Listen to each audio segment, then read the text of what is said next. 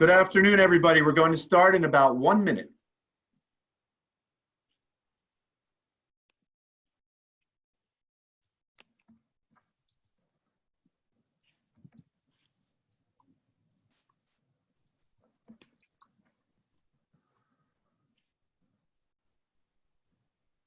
We were fortunate to have over 100 people registered for this event, so we just want to give everybody time to log on.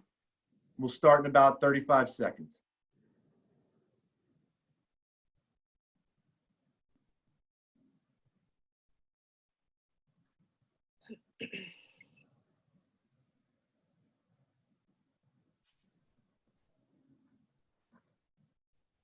All right, looks like we're a little over half of the folks have logged on. We're going to give it about another 20 seconds, and then we'll get this show on the road.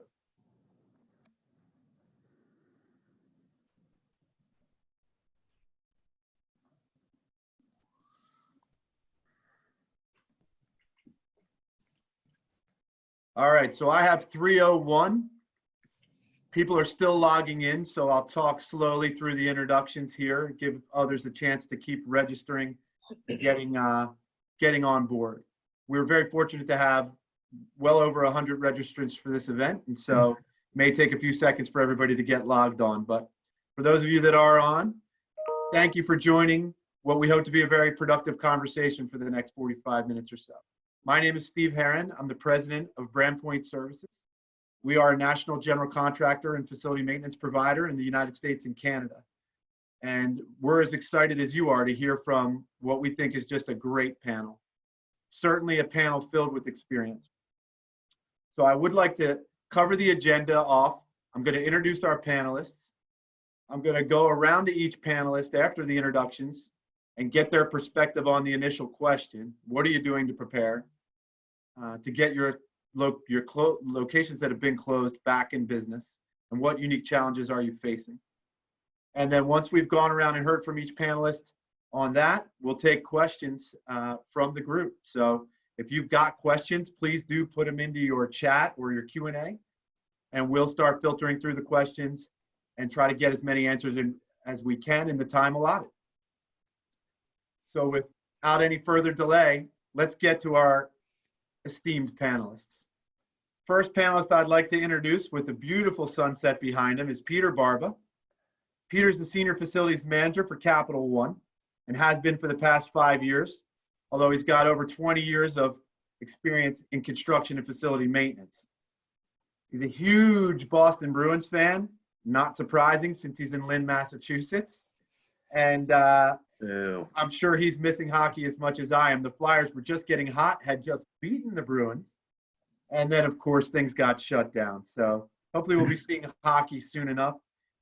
I have it on good information. He also makes his own wine. So I'm assuming he's enjoying that wine more than ever. Yes. And very excited to have Peter. So welcome, Peter. We then have Mr. Josh Witte in from Livermore, California. Director of Store Operations, Brand Maintenance, and Repair for Ross Stores.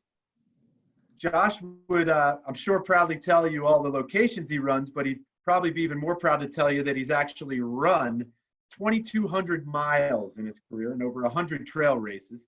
I hope I'm not selling him short, because he's probably done more since I talked to Nate and got that information. He is a proud fan of the Ohio State Buckeyes, and of course, the Cincinnati Reds and Bengals as well. He's served on boards, including Specs and Prism, now Connects, and brings with him a tremendous depth of knowledge in facilities. I also would like to welcome and thank you, Josh, for joining us. Thank I'd like to welcome Pat Bacigalupo from Gap Inc., Director of Store Maintenance, calling in from Chicago, Illinois.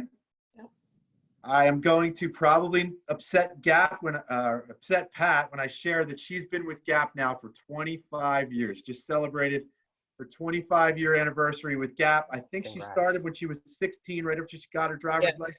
Thank you, Steve. Pat has pretty expansive experience, not just in Gap US, Canada, but also internationally across the globe. When I first started working with Pat, she was doing assignments in China and Japan, helping set up facility teams in those markets and share with them best practices of what they found domestically. And really having some cool experiences. She's a huge Patriots fan. I know this for a fact. I also know that she's already turned her back on Tom Brady. No, never. That chapter is closed. Also a major dog lover over there, but very happy to have Pat on board. Thanks for joining, Pat. Thanks, Steve. And last but not least, Sean Coakley, Director of Facilities for Weight Watchers, proud New Jersey resident. He's got at least 25 years, maybe 50, I'm not sure. There's a lot of years there. Sean's experience dates back when I first started working with him. He was with Ann Taylor and then also TD Bank, where he oversaw teams that oversaw thousands and thousands of locations. He's a Rangers fan. That is a New York Rangers fan. And Sean's hockey fanness takes him to even building hockey rinks in his front yard when the weather permits. Like literally built a hockey rink in his front yard. I've witnessed this myself. I don't think this winter was very conducive. No. And again, we're all sad about the shortened hockey season, but nonetheless, So. welcome, Sean. Thank you for joining Thank the you. panel. And so what I'd like to do is circle back around, and I'm actually going to go in reverse order. So I'll start with Sean and finish with Peter. But I would like to hear from each panelist on the question that was posed. So what are you doing to prepare to reopen, and what unique challenges are you facing right now? Sean, I'll start with you. Know that we're unique. Thank you for having me, by the way, and I hope that everybody who's joined us today and those you hold dear are safe and healthy, and it remains that way. WW is not like most retailers in that we're not open 7 days a week, 10 or 12 hours a day. In some of our studios, you could have 2 or 3 days a week where we're closed, or you've only got one workshop, so you're only open for a couple hours a day. Weekends tend to be our busiest times. On the larger studios, you could see upwards of 100 people in a workshop.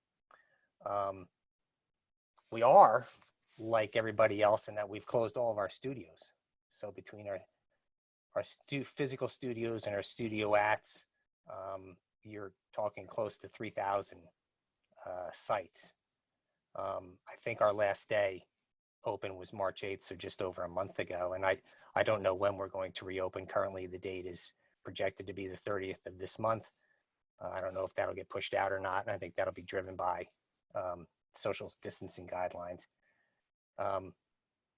At the time that we shut down, we stopped all services other than emergencies and PMs. And PMs continue as long as it doesn't require that one of our studio team members physically go to the site to provide access. So we're kind of in a holding pattern. We stopped, for instance, we stopped all of our studio cleanings. And unlike retailers, we do that once or twice a week. Our studio team members don't necessarily clean the studios themselves. I think unlike other retailers, we stood up a virtual studio environment across the globe, and it's been incredibly well received. We're in our, 3 weeks now that we've been doing that, and it's really amazing what that group of people did in 5.5 days. In the meantime, we've got processes in place that if there is a case of, a confirmed case of someone having been in the studio that had the virus, if that occurs, then we've got a partner in place who will go in and do a detailed clean, and we track that, and then we can communicate back to everyone associated with that studio that's taken place. And in terms of things that we might do differently post-COVID,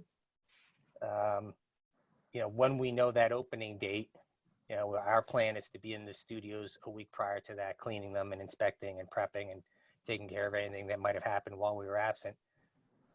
We're discussing, I don't know if we'll do it, but we're discussing, changing our cleaning frequencies, perhaps the scope of work, what the studio team members might do to assist in that, between workshops as well. We're discussing how we might change the physical layout of the chairs in the studios. And we're not sure if we'll be limited in the number of people that will be able to enter the studio, and realize that that'll be driven by, the governmental authorities having jurisdiction in terms of, what might be, social distancing post-COVID. So a lot, I'm sure everyone else is in the same position that we are, that we don't know what we'll be dealing with when we return to normal. Very good. Very good. Thanks, Sean. Pat, I'm going to turn to you. Here's some of your opening thoughts here. Yeah, so I mean, really what we're going through right now just feels incomparable to anything else we've experienced. Gap Inc. has a fairly robust business continuity plan for disasters when business is impacted, but really never occurred to us to really plan for a situation where literally every store in North America for our fleet was closed for an unknown period of time. So from a response and preparation standpoint, just like Sean was saying, I mean, 3.5 weeks ago, we started just reducing hours and temporarily closing some of our stores, which quickly moved to a full closure of all stores. And really, the prep work on our side was just to get a checklist out to the stores to just give them some guidance on, things and systems that they needed to shut down.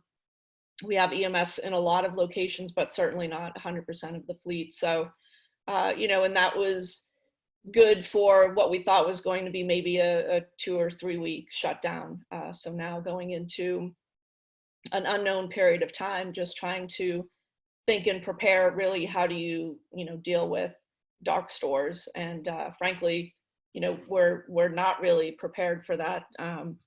Most of our store employees were furloughed a week later. So again, just getting access to the stores has been pretty challenging. And so it's really on an emergency type basis that we're going into those locations. So, now we're really looking at and preparing for re-entry and reviewing the requirements and options such as, ship from store, curbside pickup. At some point, can we do limited hours for customers and limiting the, number of customers that are in our stores, and then ultimately and hopefully soon, full store opening. So just really planning. The bulk of our work right now is with risk management, cleaning checklists, guidelines, and procedures for our employees, for our customers, benchmarking with competitors, and just assessing and recommending our reopening plans to our leaders. Sean mentioned that Weight Watchers was loosely targeting the end of this month. Is Gap looking at it the same way at this point? Not for reopening. Really, right now, our focus has been on ship from store, and we're in some locations right now, but that's really based on mandates, by county, by state. Access to the locations. We are in a lot of malls. We are finding that most malls are allowing access. It's probably about 70 to 80%. And then our street locations and standalone locations aren't an issue. And then just making sure we're meeting the health and safety requirements. Do we have the product and supplies available to be in our stores for the customers and the employees? And then staff readiness. Again, we've furloughed, I think, all but maybe 800-ish stores. And so, getting those employees, back to work are all things that are being considered. All right. Thanks, Pat, for those thoughts. I'm going to shift over to Josh. Thanks, Steve. So our story arc at the beginning of this was very similar to what the Gap has gone through. 3.5 weeks ago, we started with shutdowns here in the Bay Area, which quickly snowballed into the state of California and spilled over into other states. And we went on a full shutdown, I want to say it was 3 weeks ago. Time is a little blurry these days, which I'm sure most of you are familiar with. And we currently do not have a firm opening date. When we first shut our stores down, we were predicting a 2-week closure, which was probably wildly optimistic given what we know now. Last week, we just announced an indefinite closure, and we furloughed over 90,000 associates out in the field, with some impact in the corporate office and our buying offices in New York and LA. We kept everyone on the payroll at the assistant store manager level and above, just to be more strategic for when we do reopen, that we do have at least a robust management staff in place to make sure that we can get access to stores and that can assist with bringing the associates back in. We are currently not doing anything in the stores. All PMs have been shut down. All services have been shut down except for any type of emergency response. We've had a handful of stores where we went in where we had a confirmed COVID-19 exposure in that store, where we went in and performed deep sanitization services in those stores. That was really more in the first week or two when, that 14-day timeline was still kind of shifting over our closure timeline. Those have since gone down. We've had a couple of burglary responses as well. But other than that, no services in the stores at all. They're completely dark, mostly unconditioned spaces that are just being remotely monitored by field leadership. We're tentatively forecasting a June 1 reopening date. That is, of course, very much a moving target, but that's what all of our financial forecasts are built on right now. We're building a timeline a week prior to that of who gets in the store and when. We're looking at, adjusting cleaning scopes, adjusting HVAC scopes to reflect the new post-COVID-19 world. And I think probably for us, the greatest challenge is going to be how do we operationalize all the changes we're going to need to make in order to operate a safe and healthy environment, because that's going to be top of mind for any customer that comes into one of our stores. How do we adjust with new social distancing guidelines? How do we get our associates to get on board with heightened awareness of cleanliness and health in those stores?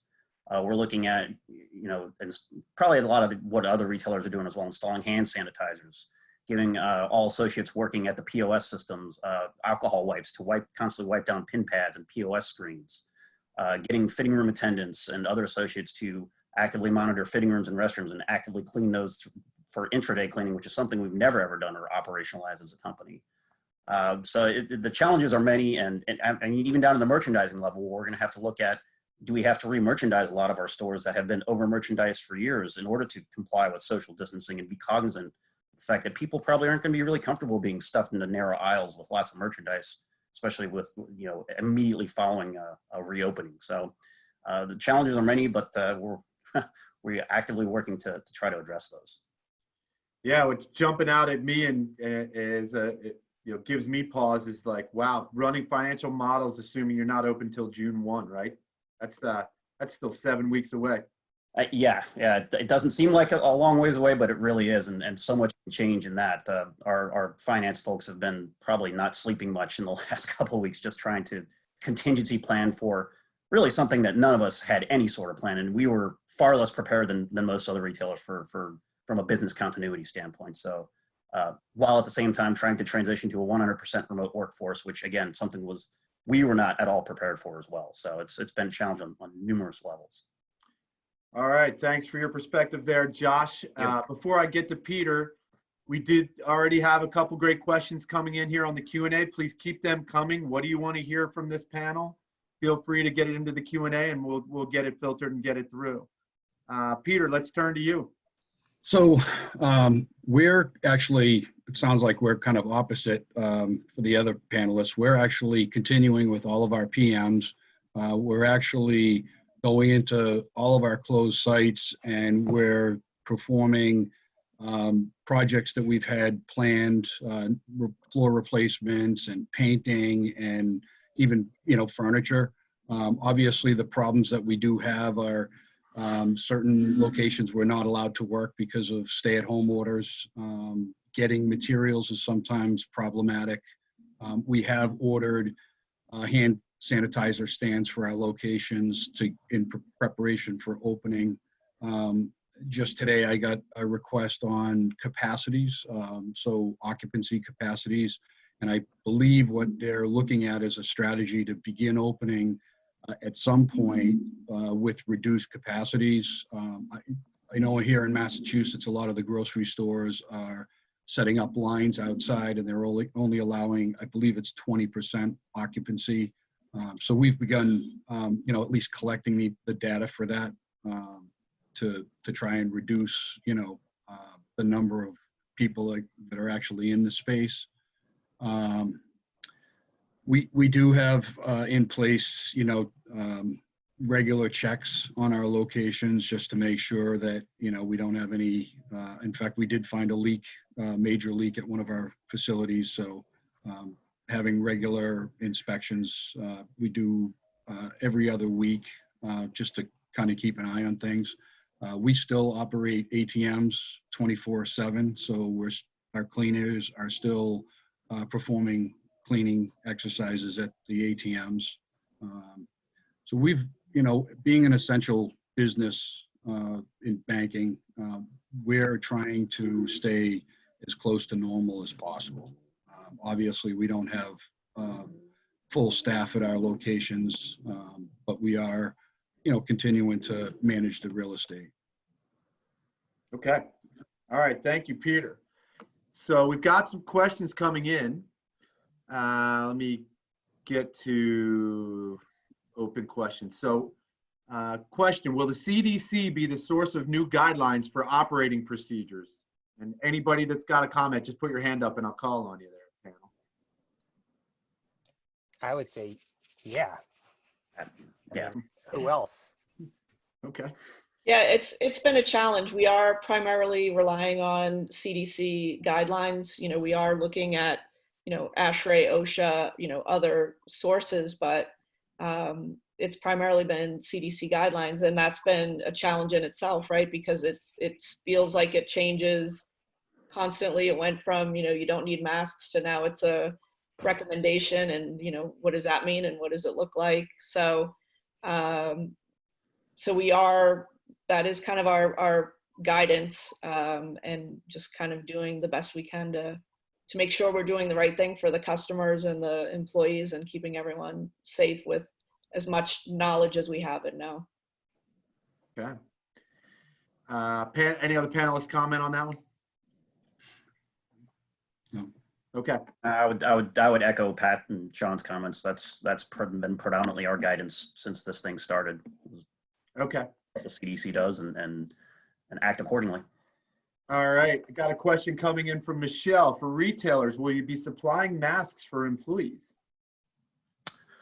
We just made the decision yesterday to actively source masks for all of our associates once we reopen. Yes. Okay.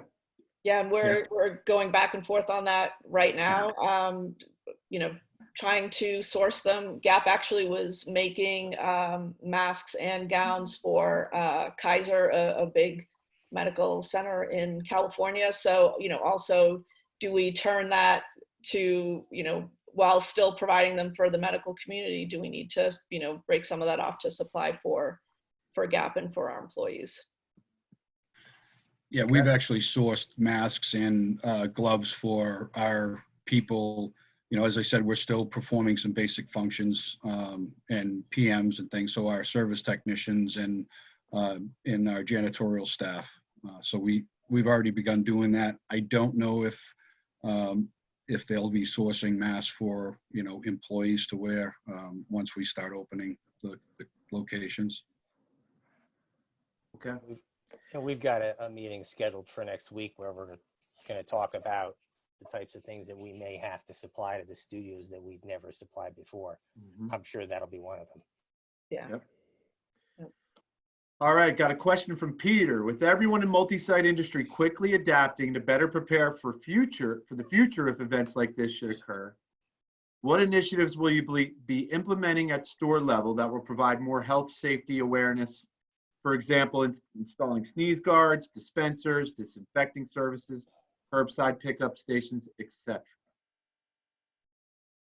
So we're looking at sneeze guards. We're kind of going back and forth on that. We're not sure if that's something that's really adaptable to our business model, but for certain markets and stores that are very high volume, that's definitely a step we're looking at. As I mentioned before, we're actively installing hand sanitizers at all stores. We're going to make the alcohol wipes available for all cash wraps so that POS and pin pads, those high contact areas are continuously wiped down throughout the day, which is going to be a significant expense, but one we feel that's worth it. And then just, between altering the cleaning scope and altering the daily routines of the associates from an operational standpoint, it's going to be essential for all of us, I think, to act in the best interest of health and safety now, coming out of this. just to give that extra reassurance and the perception that that will be necessary in our stores. Peter, I saw your hand up Yeah. on this one, and then I'll go to you, Pat. Yeah, kind of similar to Josh, we've, again, began installing, sanitizer dispensers. We have started putting up sneeze guards. Some of them are temporary. We may go to, once this is over, putting permanent sneeze guards in place to basically separate the customer and the employees. Cleaning specifications, we've already, everybody for probably many years has been trying to cut down on cleaning costs and reduce cleaning costs. And I think this is going to make us actually go the other way, where Absolutely. our cleaning specifications are going to be bolstered quite a bit. And, those are the preps we're doing now. There's probably more things that will come in the days ahead. Okay. Pat, do you have something on this? Just similar to what Josh and Peter said, but certainly exploring sneeze guards right now, hand sanitizing stations, and again, just the whole cleaning costs. It's now that balance of, with stores being closed, companies losing a ton of money, and so how do you still make sure the stores are cleaned and disinfected properly while still managing those costs, and having to rely on employees to really step up and give them the processes and guidelines to clean, and supplementing that with, third-party vendors supporting that as well. But it's changing everything. And then Steve, there was a question earlier that I typed the answer, but it was a good question and kind of also ties into this other question just about the merchandise. So, are we taking returns, and, what about clothing on hangers, and are we sanitizing hangers? And it's just all new things to have to consider and think about. So for merchandise, right now our stores are closed, so we're not taking returns at stores, but our DCs, are accepting them. And again, it's just making sure they have proper PPE in order to even process those packages, because frankly, it's still a little bit of an unknown, by CDC guidelines, whether, how long the virus lives on, soft materials. So. Well, and 1 month ago, if I walked into my local Banana Republic, which I am inclined to do at times, Thank you.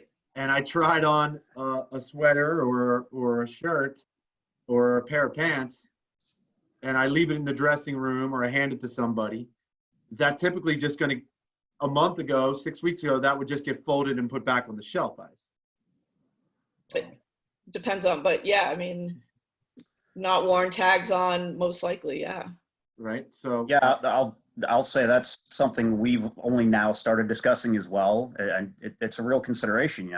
It's Yeah. What do you do with that merchandise? What do you do with those tags? What do you do you even one of the things we're considering is, do we even open our standard fitting rooms given what the social distancing guidelines are going to be? Right.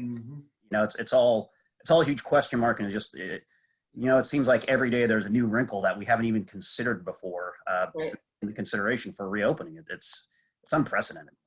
it really is. Okay, more questions rolling in here. I know. Pat, you have another one that you saw No, that I'm came just right to you? laughing at the amount of questions rolling in. They're starting to roll in. Okay. Yeah. From Lindy, any new parking lot ideas for curbside or outside lines? We don't No, manage or No, maintain no. parking lots, but my thought is, if, once all of these retailers are open, and if we have, guidelines for only letting in certain amount of customers at a time, in my head, I picture, especially initially, we're going to have all these lines outside these strip centers and malls and even street locations. And how do you manage and monitor making sure everybody's, keeping socially distanced? And so, again, just something to consider. You're going to have line monitors, and I can't imagine parking lots with stanchions and tape set up everywhere, but it might come to that. Let's see, from Kate Webster, will you be implementing touchless pay options in your stores?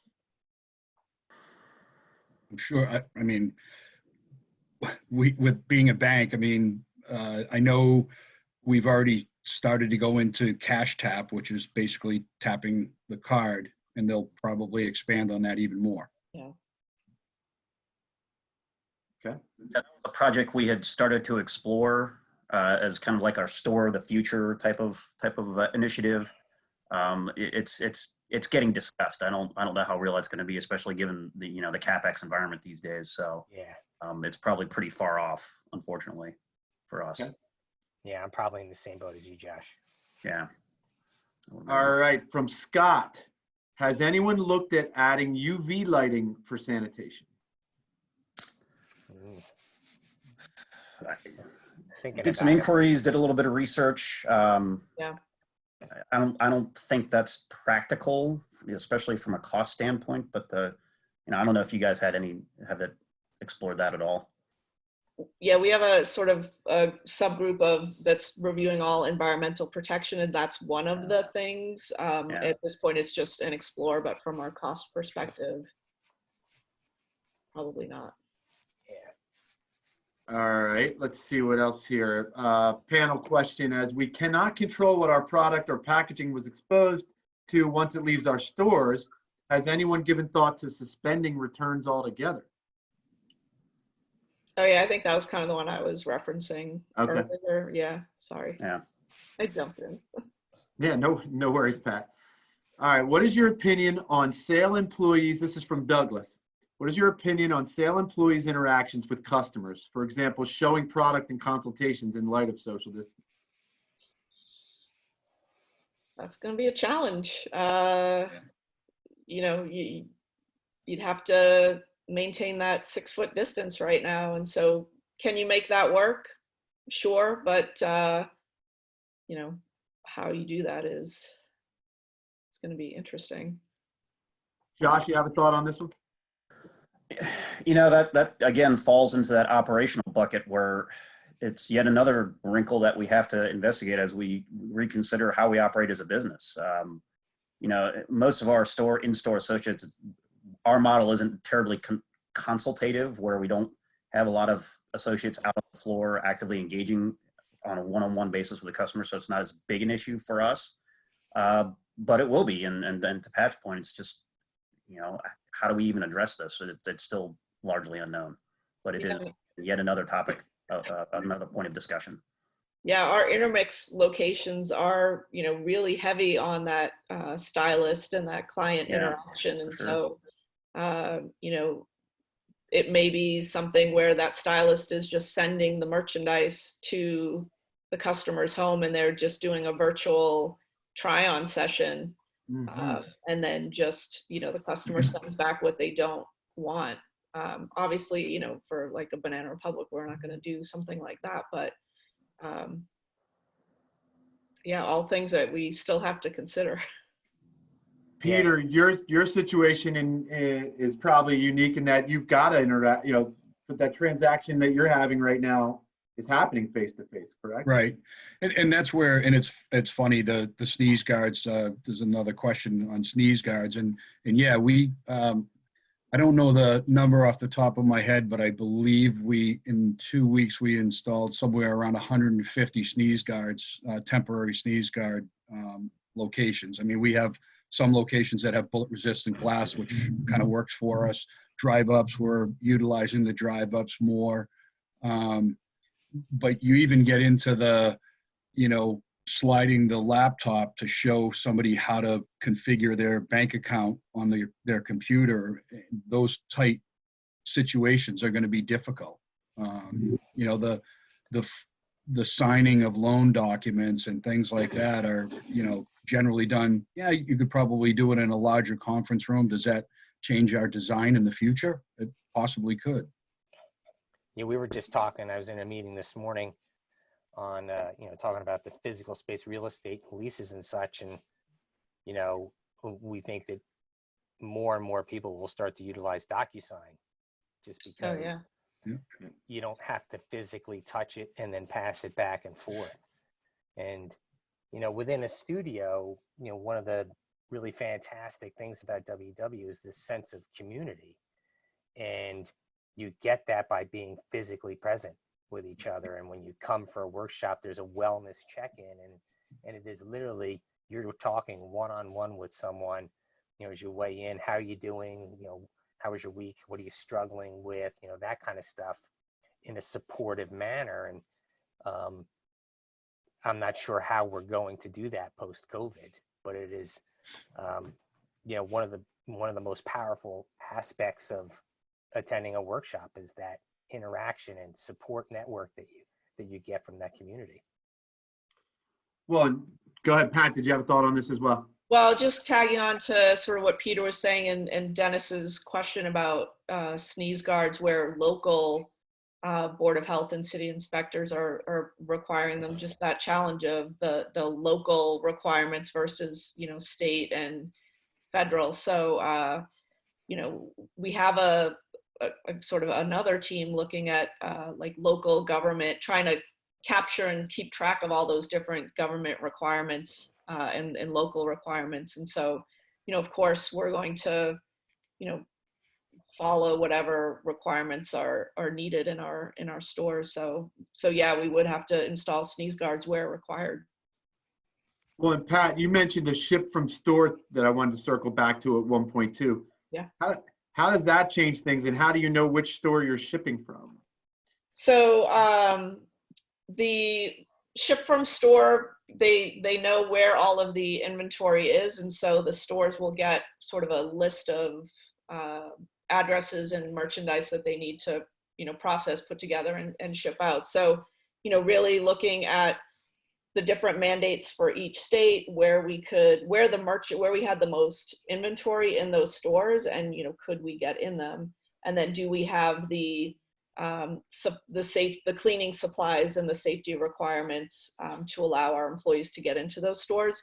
Right now it's probably anywhere from 2 to 6 employees in a store at a time, and we set the shifts sort of A and B. So no 2 teams would be in the store at the same time. So if one team frankly gets sick, then you still have the other team to process those shipments. So I know a lot of retailers frankly are doing it in many more stores than we are. Right now we're in a handful of stores doing it. It's kind of a test run to see if we can open it up to more stores, safely. All right, from Steven. Any consideration given to fogging or electrostatic spraying for sanitization, similar to what the airlines are doing? Yeah, we're actually, for our retail branches that are open, whenever we get a confirmed case, we are actually electrostatic spraying, misting. We follow it up with a deep clean, to really make sure, we call it high touch disinfecting. So door handles, elevator buttons, light switches, anything that gets a lot of touches. Our nightly cleaning has gone to that, but our, after we have a positive case, we do the fogging and follow it up. And Anybody else on this one? I was gonna also say, we're actually considering going to kind of a possible regular misting. Do we do misting once a week at every location, or do we, it's being talked about. I'm not sure that there's much of an appetite at this point, but it could go, could go the other way. Sean, did you have something on this one? No, I mean, we're talking about everything. I don't know that we'll go that route, but it's like there's almost no idea that gets laughed at. Yeah. Right. All right, well, we'll keep going down the technology road on it. From Nathan. I saw an article on thermal imaging and checking temperatures for incoming customers and employees. Wow. I wonder where personal accountability starts versus store responsibility. I can take that one. Go ahead, Pat. Go for it. So actually in China, they just reopened the stores maybe a week ago. And so in China, they are checking everyone's temperature before they enter the store. So, you have to have a mask on.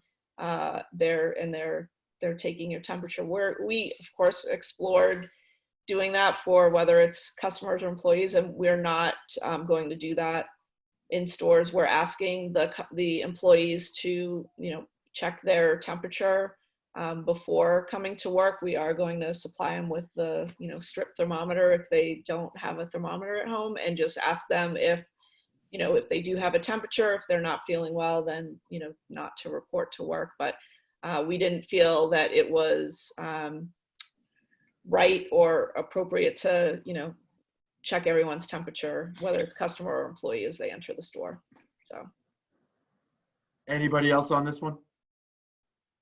No, we came to a similar decision as well. It was discussed and we decided that it just wasn't really supportive of our business model to do something like that. I know some retailers actually have gone to that step, but that's not something we're quite willing to do yet. Right. And I'll emphasize yet. Yeah, exactly. Right. All right. From Julie, do you have a percentage of product capacity you are looking to come down by? New distance between floor fixtures, perhaps? That's something that we're in active discussion right now. Many of our store layouts are what could be considered over merchandised in a traditional sense, where we have, especially in higher volume stores in large focus markets, Miami, Dallas, San Francisco, Seattle, where we have double hung fixtures and we have minimized the space between those aisles as much as we possibly can and still maintain compliance. In some cases, skating the edge of that compliance. That's not going to work anymore. It's just not. People are not going to want to be crammed together like that. And couple that with whatever the social distancing guidelines be like, it's going to be a very huge challenge for us to look at this and completely re-merchandise a store, essentially, which is probably what it's going to come down to. All right.